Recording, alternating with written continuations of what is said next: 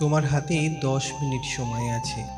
তার মধ্যে তোমাকে একটা চ্যাপ্টার রিভিশন করতে হবে। কিভাবে করবে?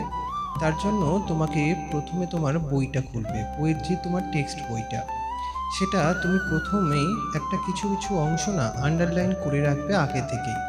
সেই আন্ডারলাইন অংশগুলো খুব ফাস্ট তুমি বইটার তোমার টেক্সট বই থেকে একদম প্রথম থেকে লাস্ট পর্যন্ত দেখে নাও ওই আন্ডারলাইন করা অংশগুলো।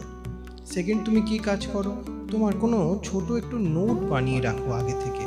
ওই চ্যাপ্টারের কিছু গুরুত্বপূর্ণ অংশ, গুরুত্বপূর্ণ কথা তোমার খাতায় নোট করে রেখো আগে থেকে, সেটা তুমি দেখো। তারপর তুমি কি কাজ করো, ওই যে চ্যাপ্টার সেখান থেকে লাস্ট 5 বছরে কি প্রশ্ন এসছে তার উত্তরগুলো ওই বইয়ের কোথায় কোথায় আছে সেইগুলো একবার চোখ বুলিয়ে নাও।